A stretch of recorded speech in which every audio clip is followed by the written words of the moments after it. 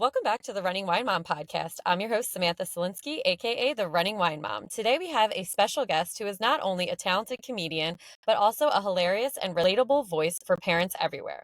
Alyce Chan is the creative force behind MOMCOMNYC, a platform where she shares her witty take on the ups and downs of motherhood. From stand-up comedy to viral social media content, Alyce uses humor to connect with audiences and bring much-needed laughs to daily grind of parenting. We're thrilled to have her with us today and hear her journey, insights, and of course, some laughs. So, without further ado, welcome, Alyce. Hi, Samantha. Thanks for having me. Great Yes. intro, by the way. Thank you. Oh, of course. Well, you are amazing. I love following you and I love connecting. I love that we connected and you're just so brilliant. So I'm excited for everyone to hear all about you. Before we get started with who you are, we always start our episodes with our wine, and one of the week segment. This is where we share our favorite bottle of wine, vent about something that has been bothering us, and celebrate our recent victories. So grab a glass, take a deep breath, and let's get started. So Alyce, what is your WINE of the week? Okay, you're gonna not like me when I do this. Red wine makes me really sleepy. I like chilled wine. I'm not a wine drinker, but if I had to choose, I actually like Prosecco Oh, mixed. that's okay. Is that okay? It's not Oh, really of course. wine, but I can have Prosecco, but I like it mixed with like a little juice because I like it very sweet. And Okay. I'm not really a drinker. I wish I was, but I have this allergic reaction when I drink, and I'll Oh, absorb a lot of Asian folk, not any of my friends that I know were Asian, but for me and my sisters, we're Chinese. We can't really absorb the enzymes that are in liquor, so we can't be drinkers. that Unfortunately, yeah, that so I can do like one glass of wine, but it oh, has to be, I like Riesling, or Prosecco with orange juice. are you? So you put a lot. You're like not the. I just dab my orange juice. That's the person that I am. Too I good. I know those, yeah, those are all my friends. I do like half. My friends think I'm weird, but I'm like, I love bubbly drinks, and I'm like, okay, if Mm, anyone's drinking, I can do a little Prosecco with orange juice. I can I drink it. love that. That counts 100%. So what is your WHINE of the week? My win, uh, oh, I didn't yell at the kids over the weekend. I did. Listen. Yeah, and last week when I took them to school, which was Monday to Friday, in the morning, I didn't tell them to hurry up or rush. And we were late, but I didn't make me upset. I guess because I knew that school's ending, so I didn't have Yeah, so much pressure and showing up on time. So that was my win. that's amazing, and it's like I feel as though June that like last week, especially when the kids, you're like whatever. It doesn't matter what anybody looks like when they're going to school. It Yeah, doesn't matter what like we're almost done yeah, anyway. the light is at the end of the tunnel. Let's just get through this month and summer. The week. Because So I always like to ask my guests, what is one significant challenge you've successfully navigated, shaping your journey to where you are today? And what is one accomplishment you're most proud of in life? and I think I have been successful at finding a relatable voice. And the way I did it was really just being true to myself and based on my own experiences. So, like, if I'm struggling with my kids this week, I will talk about it or I will make a skit when I'm in a better mood. Then I'll make Yeah. a comedy sketch about it. And, a lot of probably like 90% of my content is based on my real life experiences and struggles. And I wanted to be, an authentic voice for all the moms out there and including dads, but mostly for the moms who are going through the same thing as I am. Stay-at-home moms or moms working in the office from 9 to 5 or working outside the home. We all have the same struggles, and I'm trying to use my voice to really unite us, to be one voice. I love that, not that I love that you're struggling with the things that you share, but they're based off of real life things because they are still relatable. And like the things that the funniest one recently that you posted was about like, if adults met friends, like kids met friends. And it was just so funny because you're like, wait, yeah, how do you meet friends as an adult? Can't you just do what kids do? And we all just agree that's, what you do. And the other one that I just still think about anytime I'm using a paper towel is the paper towel one and I was like, oh my gosh, I didn't realize other people did this as well, where you can't just do one swipe of the paper towel. You have to clean everything up. Yeah, that's just being conscious about our environment, and we're teaching Yeah. our kids how to live responsibly with our limited resources. The friends part too, it's like I've always been awkward making friends since age 6, and then high school was another phase, and now I'm like, now motherhood. Now, Hmm. how do we make friends as moms now?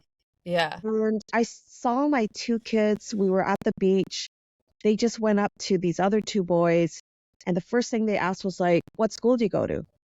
Like, and they're not even the same, but we were in this random beach. They obviously don't go to the same school, but they're just like, oh, I'm going to Charles St. blah blah blah elementary. How old are you? And then they were just playing. I'm like, That's wow, awesome. that was fast. And they're like besties now, and one of them's coming over for dinner tomorrow. Like, Oh, joking. yeah. Oh, I was like, really? Where my kids have picked up other kids, and their moms came along to our house at the end of the beach day. I'm like, well, your kid and my kid are really getting along. You want to come over? Yeah. And she felt awkward. I don't think she had anything in common with me. But we were like, well, our kids are having fun. So we were Yes. sat there trying to have a conversation, but it was really Right. awkward. Yeah, you're like, so what's your, favorite color? Like, how do you even start a conversation? It's just Yeah. so interesting. Yeah, well, I am so excited to get more into your comedy. But the Running Wine Mom, we start with a little fitness. What is your favorite way to stay active? I am reading so much about walking, and I love Mm, that because I don't mm-hmm, want to exert too much. I used to do so much cardio, and it's really hard, especially now in my state, my fragile state, where I think I am in perimenopause. Reading a lot mm, about that, so I'm reading a lot. Like if you're in perimenopause, um, limit your cardio actually, which is good news to me, and do a lot of weight training. mm-hmm. I'm doing a lot of weight training and walking.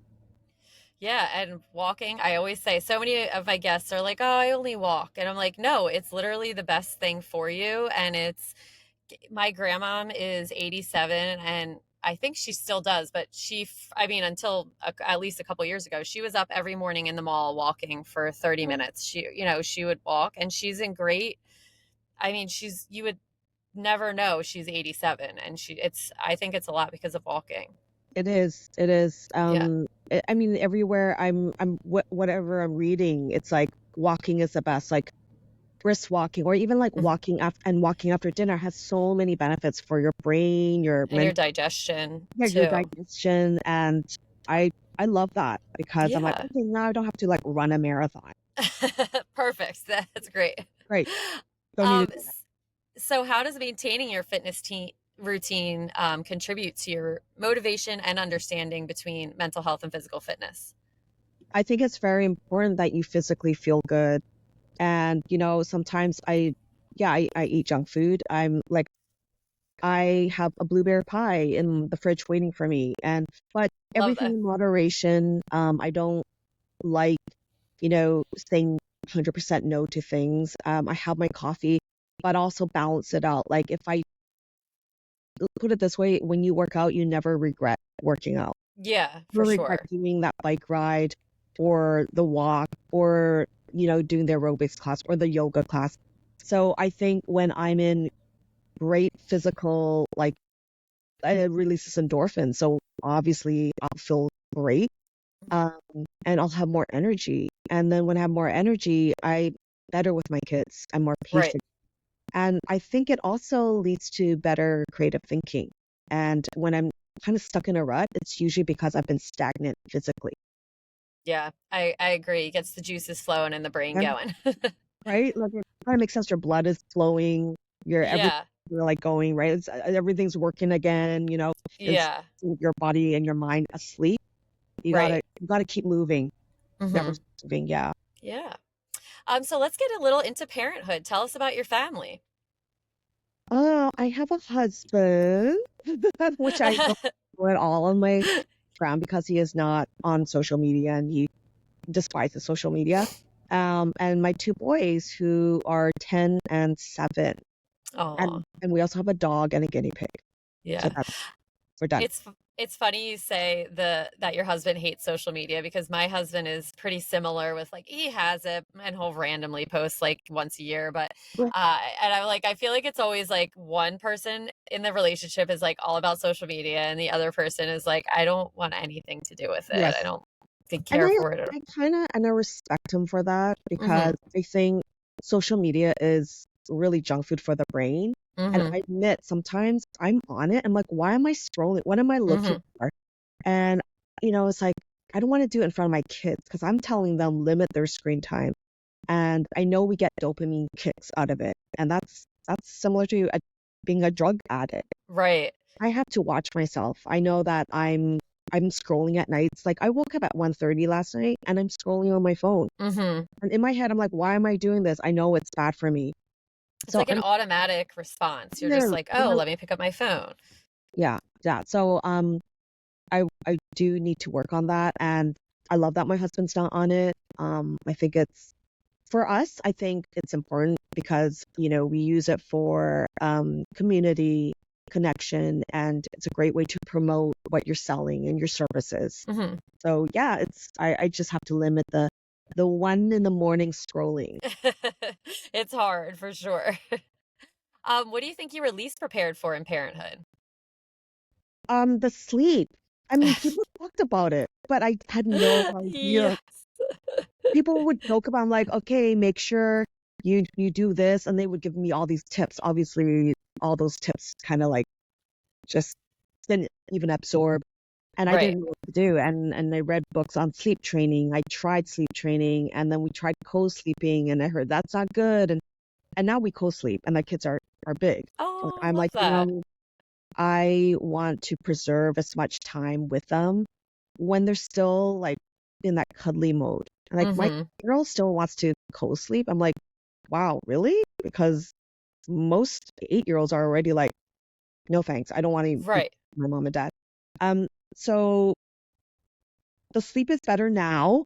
Good. Um, but it took a while to get here. And um, yeah, sleep during when they were newborn to like 5 years old was really hard.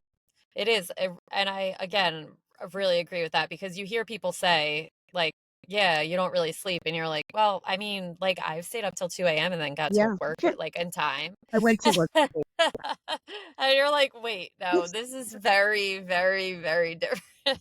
Yeah, you're tired not from partying. Yeah, You're you're like tired from to drain from like every like yeah. emotionally, It's mentally. like and then it's like the rest of it's like the sleep part maybe isn't all of it, it's the everything else, like, you're just, Yeah, that you're, like, adding into not sleeping where you're like, "What right. the heck?" Yeah, and then being awakened by like a cry in the middle of the Yeah. night, like those Oh my things. I'm like, whoa, I did not prepare myself for this at all.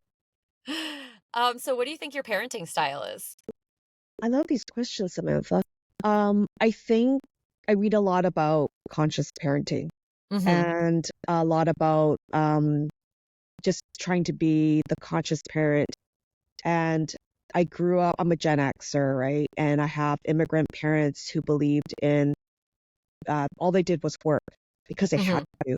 And we had babysitters, housekeepers to help us with everything else while my parents were at work. So I didn't spend a lot of time with them. I wasn't even read to. And so a Oh, lot wow. of things I'm doing kind of are opposites, are things that I did not have that I want to give to my kids. So I Right. sometimes I overcompensate and I play with them too much because I'm like mom guilt sinks in. I didn't Right. spend time with them, so now I'm going to play hide and seek, and my husband, we're different, right? Because he's like, why are you rallying them up at 8 p.m.? No words, it's sport. You're my husband, you're my husband. I was like, why are you letting them jump on the bed?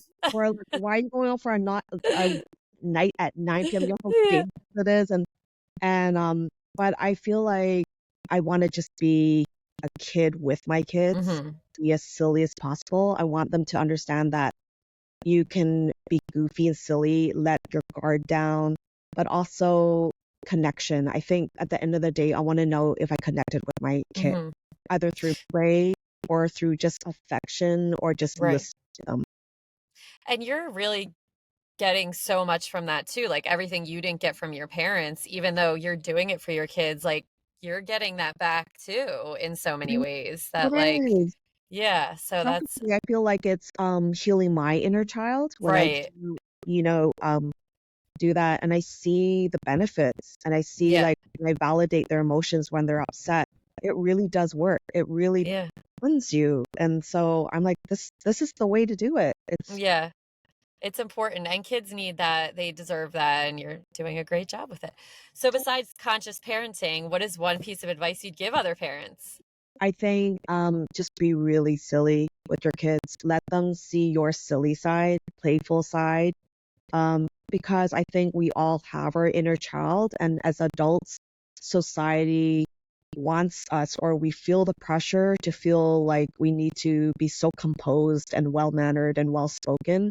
But we all want to feed our little child, our 4 year old, 5 year old child. And I think you should let your kids see that side of you. Yeah, I love that. I also teach health lymph ed, and my signature in that, the quote is, "We don't um, stop playing because we grow old because we stop playing." I And I love just think, yeah, that is something. Oh, I love that. Can you put that on a t-shirt? I Yeah, that. yes, I can. I will. It's definitely something, that as a phys ed movement person anyway, in general, like people, like you just said, they get to this point in life where they're just like, you can't be fun anymore. You can't do this. You can't do that. You have to be an adult. But really, the play keeps us young, Yes. which And is you know important. where you can easily see it? It's on the dance floor. You put the Mm music on and you see who just goes wild on the dance floor. That's a person just letting go. hmm. Mm And my mom till this day does not dance. hmm. Yeah. And I'm like, wow. I'm like, she's missing out on so much. She laughs when I dance but I'm like, my mom needs to dance. Yeah. By the end of this year, I'm gonna get her onto a dance floor. Yes. Or maybe take her to a club or something, get her to Yes, take her to the club and see how she let the music get in her veins. Right. I think once she feels it, she'll be like, "Oh my gosh, all this time I could Mhm. have been like crazy, silly, and goofy, and letting out my wild side." Yes, I love that. So let's get into you. Can you tell us a bit about your journey into comedy and really what inspired you to start MomCom NYC? Yeah. I've always loved comedy. I've dabbled in acting and improv, and then I did stand up comedy, which I totally fell in love with, and that was really my passion. And I really thought it was just a hobby. I had a 9 to 5 office job.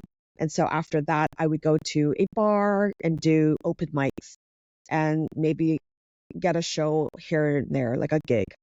And then I became a mom. I stopped doing the open mics because it just felt really uncomfortable performing in an underground bar in New York City with 20-year-old men not Mhm. laughing at your jokes because they don't think a pregnant woman's funny. So I felt like, okay, what am I doing? I questioned myself and I stopped doing comedy. And then I focused on being like, okay, I need to be the perfect mom. So I did a lot with the baby. It was just like baby and me yoga classes, baby and me sing along classes. And I think I felt really depressed and I felt like I wasn't me anymore. And I started to dabble on creative stuff like graphic design. I went back into my design phase, my marketing freelancing job, but I still wasn't fulfilled. And then I had my second child. And that's when I was like, you know what? I'm going to go watch a comedy show. It's been 4 years. And I watched a comedy show and so elicited some very strange feelings, like familiar feelings in me. And I told myself I need to go back into comedy. But at that point, I'm like, who's gonna put me on stage? I'm a mom. No one wants to hear about mom stuff. And that's what I thought. Mhm. And so I didn't get any gigs. Producers didn't want to hire me. There's tons of comedians in New York City that they can hire. And so I was like, well, I'm just going to produce. When you can't get hired, you do it yourself. And so I Mhm. started producing a show, but also had my newborn with me, and I had a toddler in school. I was a stay-at-home parent. So I did a 10:30 a.m. baby comedy show, and I called it BYOB, Bring Your Own Baby. And this was a safe haven for all moms who had newborns, who were on maternity leave, who didn't know what to do with their baby, but needed adult interaction and maybe needed to have a laugh. Mhm. They were all comedians from pro shows. They were all pro comics, and they were all happy to do it because what else would a comedian be doing at 10:30 a.m.? Right. They're always available. So it worked out great. We did it for 2 years in Brooklyn, and it became just like automatic. And I I felt so fulfilled because I knew how hard it was to be a mom, and especially Right. a new mom, and how alone you could feel sometimes. And I created a small community using comedy. And I think after when the pandemic started, I couldn't do that anymore. So the live comedy stopped, and I found Instagram. I was like, what's this? Oh, it's Instagram. And then I just started posting on Instagram, and lo and behold, I didn't know there was a community on Instagram as well, and a Right. very supportive one. Motherhood, you just have to laugh or you'll cry all the time, and having that connection is I just just like run out of tears. I'm like, you just have to laugh at it. yeah. The funny and everything. Otherwise, you'll go insane. Yeah. Can you walk us through the process of how you develop your new comedic material? Yeah, I've always wrote jokes for my on stage performance. And for Instagram, it challenged me to write my jokes Yeah. in, and you got to fit it to a 1080 by 1080 square. So in a way, it helped me write better, to Mhm. eliminate fluff words, to get to the punchline quicker. Mhm. So I started doing that, and I'm like, oh, I'm really enjoying this because one day I'll be back on stage and I can use these memes, I guess, or these quotes as jokes. And then somehow I have to mention her, Misty from Snarky Breeders. I was at 400, and she was well above that. And she messaged me. She's like, hey, do you want to do a share group? And I thought this was like a tactic to steal money. And I was like, Right. who is this person? But she was legit. And I was invited to a group of parents who had a huge amount of followers, and we all shared each other's quips and memes. And quickly, I grew from that supportive community.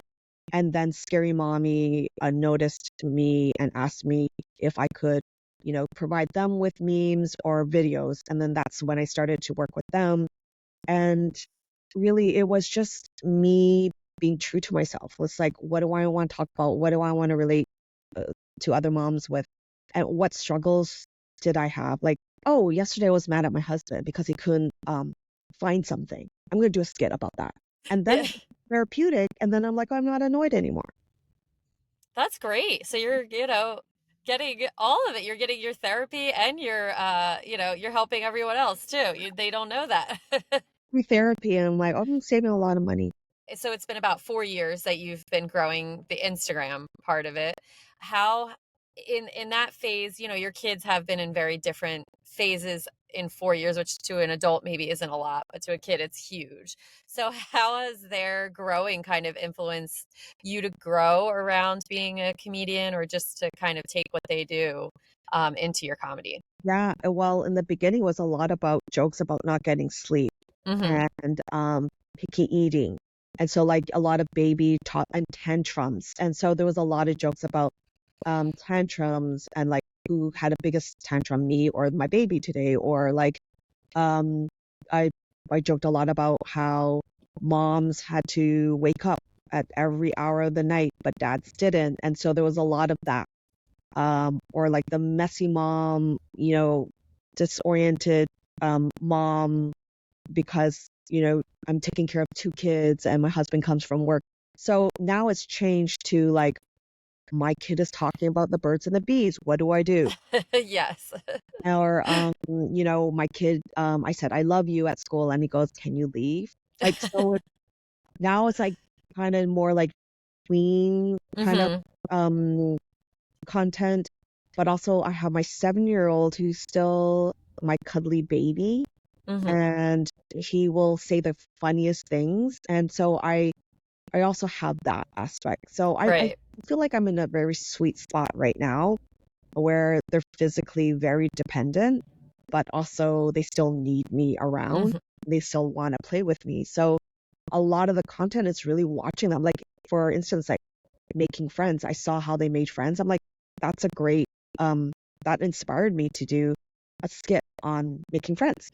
Right. There's always, Yeah. no matter how old they are, there's always going to be fresh material, which is great. Yeah.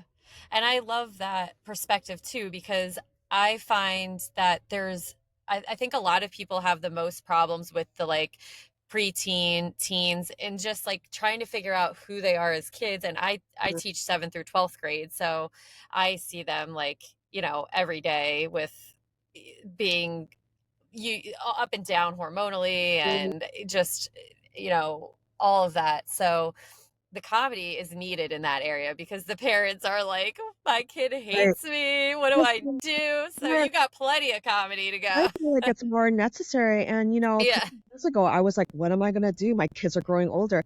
I can't talk about tantrums anymore. Right. But now I'm like, oh, wait, there's there's a flood of Hmm. content there that parents are struggling with. It's a really hard phase. So, like, you're teaching 7th through 12th grade. Yeah. Yeah. Well, Yeah. no, It's, it's just an interesting, I'm like, I feel as though no one can hurt me in any way because I'm like, funny. these kids can be, I mean, they're very great too and wonderful and I love doing it, but they're also very mean and you're like, okay, I guess have a good day. I don't I know. know.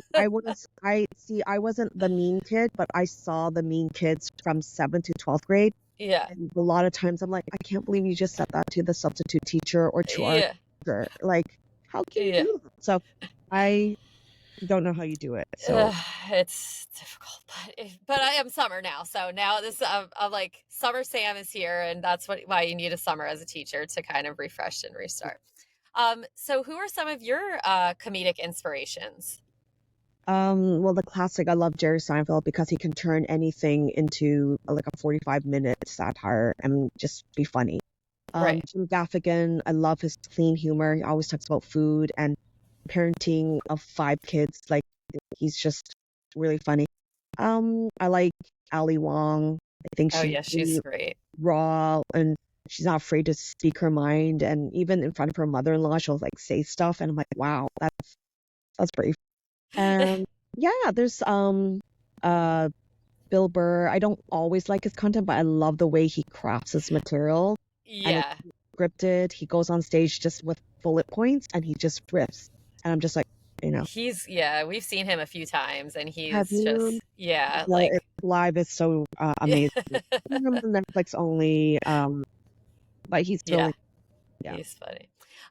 So what advice would you have for aspiring comedians looking to, because I feel as though online is such a big thing and it's a scary thing and it's such a part of today's society, but also, as you said, very helpful for promoting yourself. And what advice would you give to someone who's maybe, whether they're in parenting or not?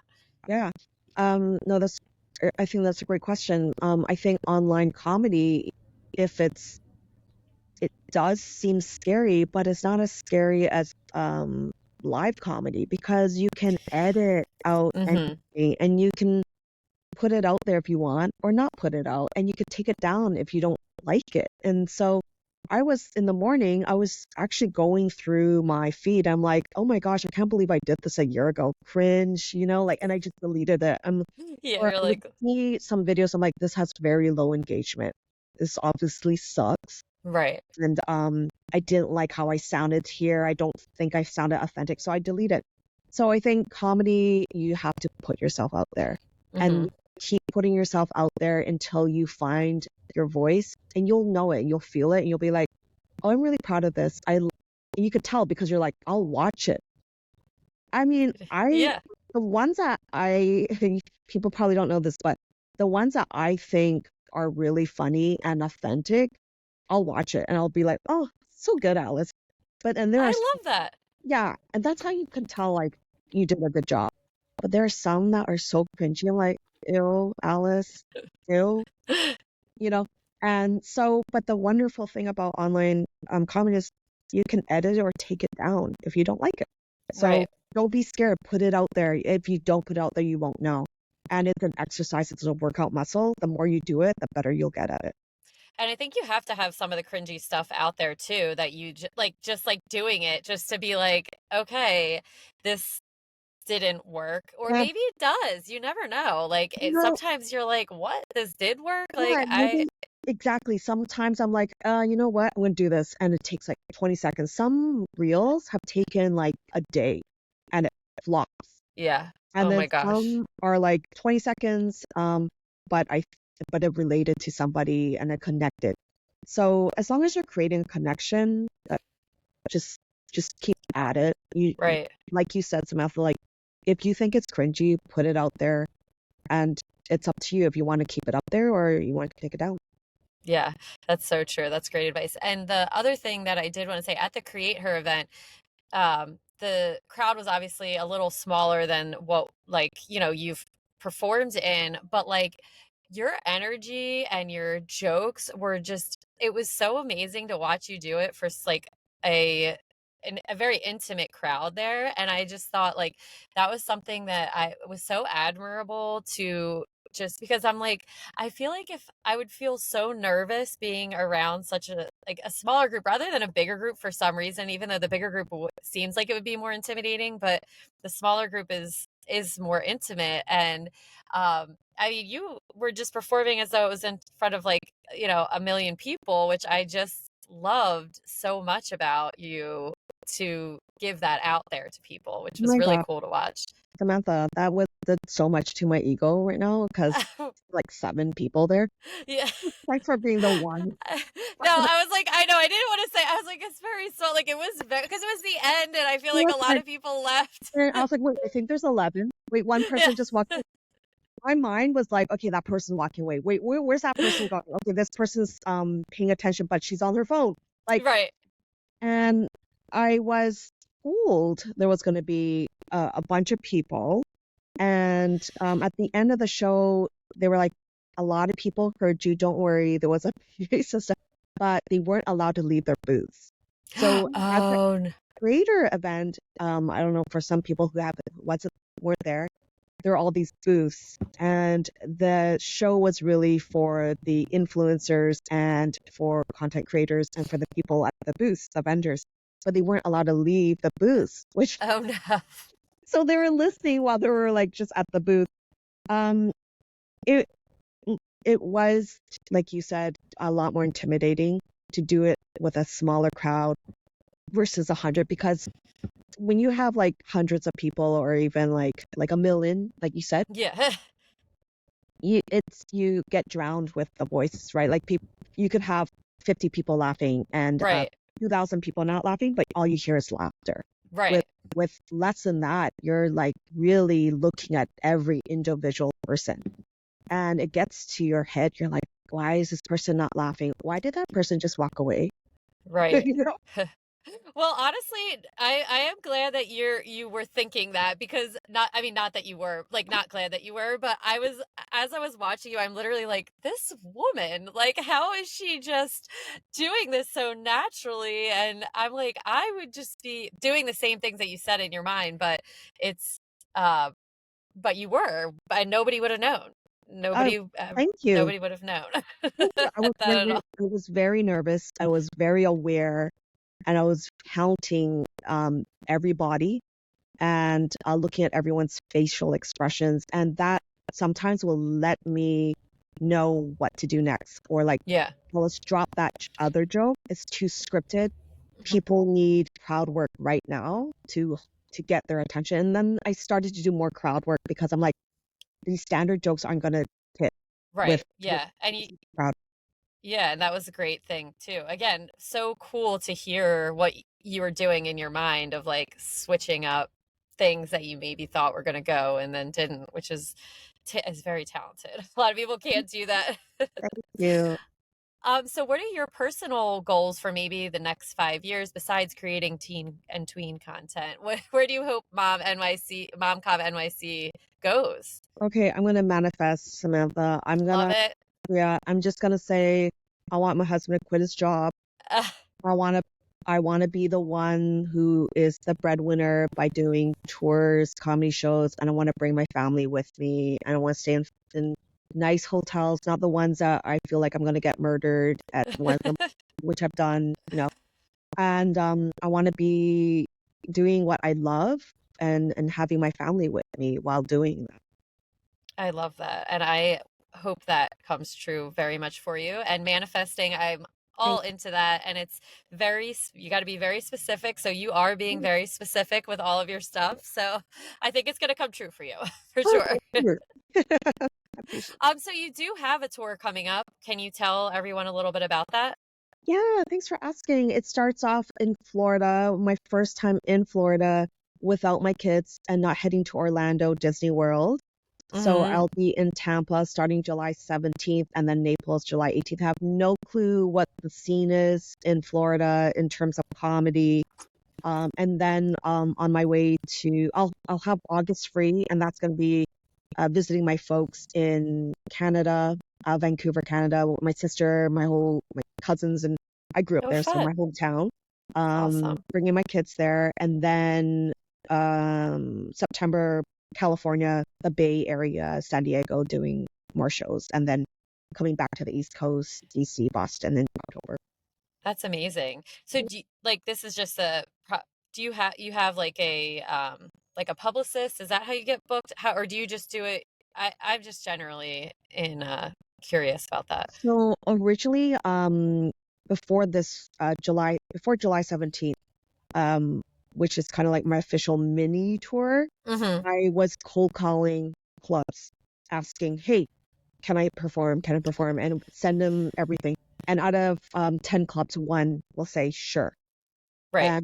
And that happened in Boston, in Foxborough, and Laugh Boston. And so grateful. And I love Boston. People are so Mm-hmm. loving and welcoming. But that's what I was doing. And then I have a booker now who will book the shows for me and will tell me, okay, are you good with these dates? And I just say yes. Yeah. So I'm doing this mini tour to see how it works out with leaving my family Right. and then coming back to them after a few days. See how that So works. cool. And if it works out well, then I'm going to do a longer one. Wow, that's so cool. Oh my gosh, I'm so excited for you. Thank you. Um, well, you have told us so much today. Is there anything that maybe we didn't hit on that you'd like to share or provide with the audience? I think just be easy on yourself. I think we all tend, especially moms, we have this innate guilt that we have to do everything and be everyone to everyone, and you don't have to. Mm-hmm. I know a lot of new moms, especially, have a hard time to physically be away from their children, or spouse. And you need to take that time, find a hobby, find something that connects yourself to you, Right. because you're a new Mm-hmm. person. Once you become a mom, you're finding out all these new things now, even like how to make friends. Yeah, So it's so true. And my sister and I went to a concert Saturday night of this small band that we loved when we were, 20 years ago. And we both just sung our hearts out and we just said, we just feel like that 18-year-old is still there in us somewhere because all of the feelings that we felt while singing these songs that we were listening to and finding in our like most vulnerable stages of trying to become an adult, they're still there. And so when you become a mom, it's the same thing. You switch over from this person who's needed all the time, but that pre-kid you is still in there somewhere. You just gotta find it. So I love that. beautifully That's great said. advice. I love that you did it with your sister and that you were reminiscing the music, because music can do so much to bring Oh, memories when so you're much. 18. Yeah. There's so much going on when we're 18. Um, that's so beautiful that you shared that moment with your sister. I love that. Oh, But Thank and I saw a quote that was really sweet and it really made me tear. It said, "Remember, your mom is also just a girl trying to navigate as well." And we often but we forget our own parents.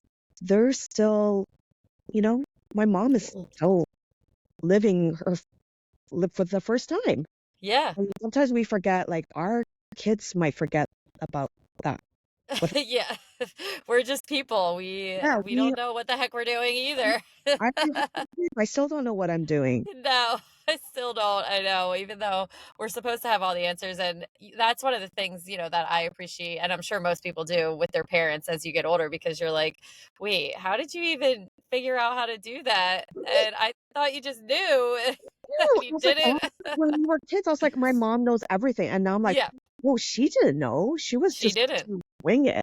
Yeah, And then she yeah, still is. She's 70 something. And I'm like, she's still a girl trying to wing yeah. it. Like, what do I do now in my 70s? Like, Right. Oh, that's such great advice. I love that. All right, so that's a great way to end. That's gonna bring us to the end of another episode of The Running Wine Mom. A big thank you to Alyce for joining us and sharing her hilarious and inspirational journey. Thank you, Alyce, for coming on. oh, thank you. And as always, if you enjoyed this episode, please consider subscribing, leaving a review, and sharing it. You can also follow me on Instagram at the running wine mom _ And Alyce, where can the listeners find you? MOMCOMNYC.